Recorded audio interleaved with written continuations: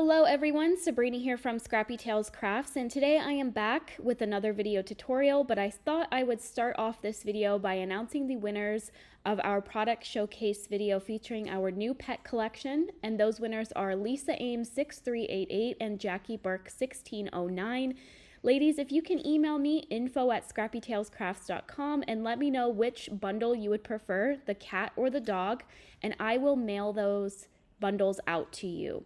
So thank you to everyone who left a comment.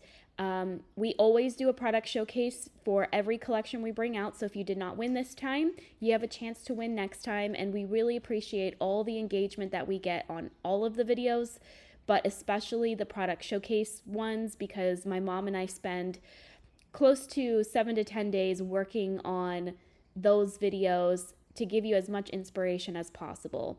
So on to the video. I will be working, of course, with our A7 pop-up trifold die set. I'm not going to be creating a trifold, but I will create an A7 pop-up with the pull-down piece that's included in this set, as well as the base. So the set includes this layering die that I'm going to cut from some pattern paper that kind of looks like an ink blended background. I didn't have any of my inks at my mom's house when I was filming this, so I thought this paper would work well. I'm also going to pull in the A7 starry or nativity star background. I thought that would create a fun little texture in the background. You can see I just laid that pattern paper arch right on top of the die, and it cuts out stars and also embosses some stars. So it creates a really cool background. As you can see, I cut the base from a heavyweight white cardstock. I'm going to cut off the glue tab. Since I won't actually be creating a trifold, I don't need that glue tab. I'm also going to go ahead and glue down that starry background. And then from the same pattern paper, I cut the cover that will go on top of my pull down piece. And I chose the purpley and pink colors for the cover part. Right now I'm just paper piecing this little cupcake. I'm going to add a bone to the top of it because I will be adding dogs to this card. And this cupcake is from the Birthday Essentials set, and the bone I believe is from the new doghouse add-on. And then I did the rest of my paper piecing off camera because I created the bulldog and the golden retriever that I used in my last video. I figured I already have that posted, so if you would like to see the paper piecing for those two dogs, you can watch that video. I'll have it linked. Now I cut this pull down piece from the A7 pop-up trifold die set from a heavyweight cream cardstock. I added double-sided tape above that score line, and I'm going to line this up on the back of my base piece, just lining up that score line to the very bottom of it. And then you can see how that folds up. Now I'm going to add my bridges into the slits, so you can go in from the top or the bottom and just add your double-sided tape to the rectangular parts of the bridge. And then you can see when you push it in from the bottom, that double-sided tape is going to adhere to the bottom of your pull down piece. And then on top, you're left with the bridge where you'll have a spot to add your die cut images. Then you can cover up the bottom piece with your cap. Again, cut that from the same pattern paper, and it just cleans it up. It makes it look really nice. I'm adding my sentiment to this. I went with the birthday treats from the new birthday dog treats die set that also includes the two dogs I'm using. I also added a party hat from the Birthday Essentials in the corner, and I'm also going to add a couple little bones from the doghouse add-on. So the sentiment is going to say, did someone say birthday treats? And I'm going to add the did someone say to the back of the base.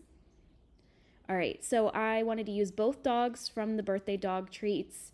So I'm adding the bulldog to the front bridge, the golden retriever to the second bridge. And again, if you would like to see how I paper piece these dogs, check out my last video. There's the cupcake. I'm going to put him over to the left side of the bulldog. I ended up changing the frosting color because I felt like it blended too much in with the golden retriever. So I just recut the frosting from blue. I managed to save that little dog bone and just re-adhered that down. I have this little cluster of balloons. Those are included in the Hot Diggity Dog set. And I thought I would add those behind the Golden Retriever on the third bridge. I needed to raise them up higher, so I'm just taking some scrap cardstock. I'm going to glue that onto the third bridge to make it taller, and then I'll glue the balloons onto that. So here, that's what I'm doing. Making sure that it's still going to be hidden behind my bulldog. You can also use the balloons from the balloon Trifold add-on. Those are a little bit larger than these ones are. I felt like I was still missing something, so I have another party hat from Birthday Essentials, and I'm adding an acrylic stick behind it so that I can have it kind of float over on the right side. And I believe I'm gluing this onto the second bridge.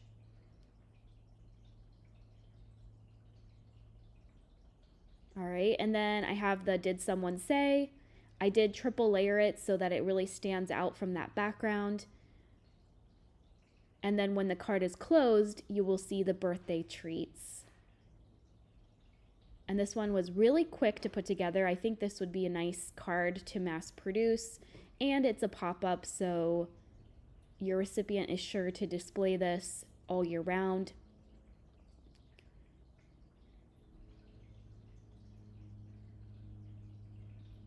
All right, so all that I have to do now is add the connector pieces to make sure that when this card is folded upright, everything is going to fall into place and not fall forward.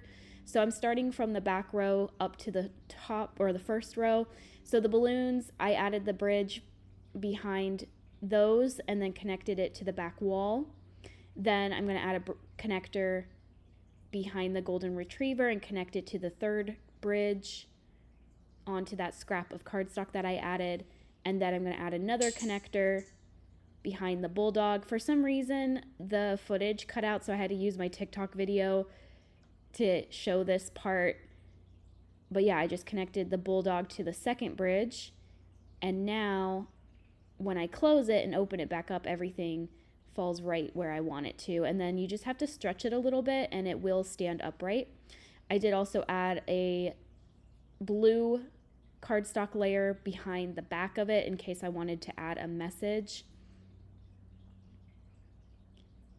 And then here I'm going to show you how it folds flat. I love that sentiment when the card is flattened. And then this is how it looks when it is folded up. And you can see that it does stand upright.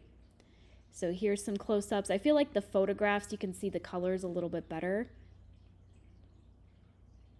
And now we're going to work on a cat birthday card. Again, it's just going to be an A7 pull-down card. It's not going to be a trifold, but I thought it would be fun to, again, include some of the birthday products with some of the new pet products. So this is the new confetti ribbon stencil.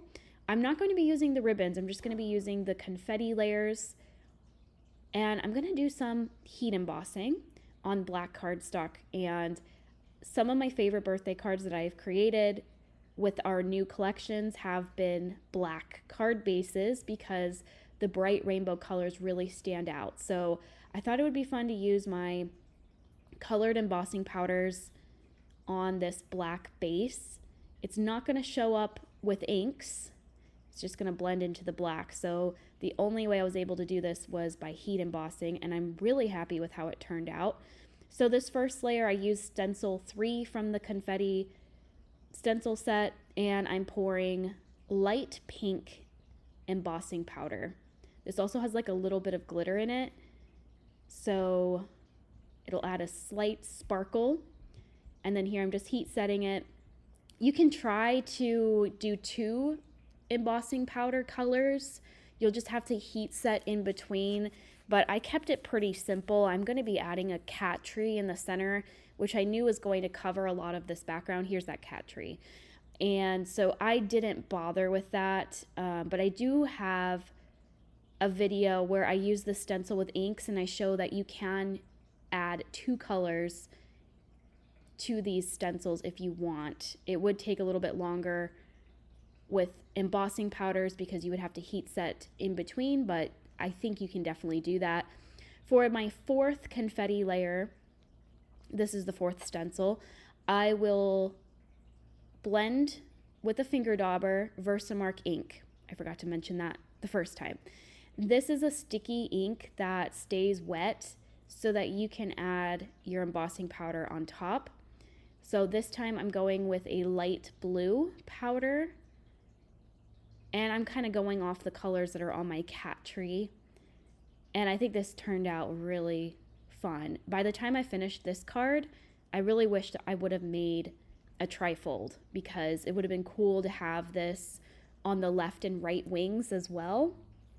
So I might do a live where I recreate this technique, maybe with some different colors, but make it into a trifold. So here's my cat tree. Again, I did not include the paper piecing because in my last video, I showed how to paper piece that cat tree. So definitely check that out. All right, I have my pull down piece, cut that from heavyweight black. I have my cap already pre-done with the stencils. Again, I just, stenciled that the exact same way with the Versamark and the embossing powder. I wanted the cap to kind of continue the pattern.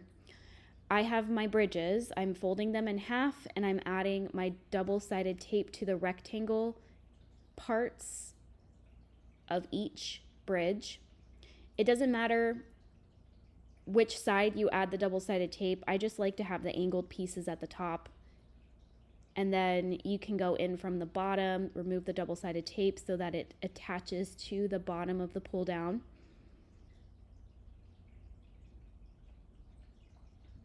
And then once those are added, you can attach your cap. Just using some ETG tape for that. I love how the cap kind of blends into the background because I continued the embossing. All right, so my cat tree is going to go on the second row. I do want to raise it up a little bit higher, so I'm taking another scrap of cardstock and I'm going to glue that onto the second bridge.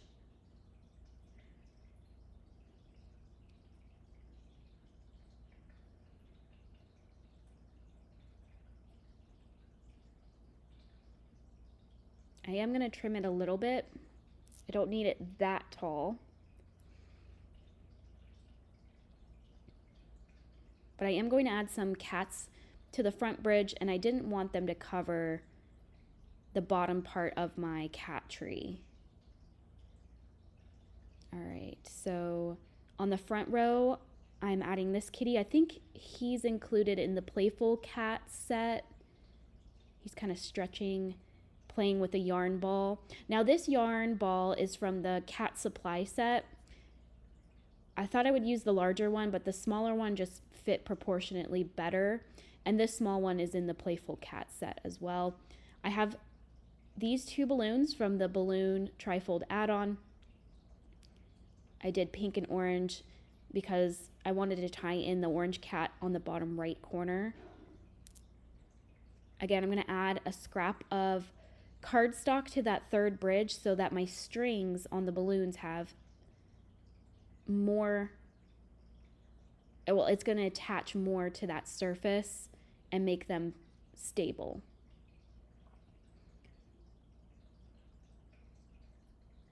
Once we add the connector behind the balloons as well, that will add stability.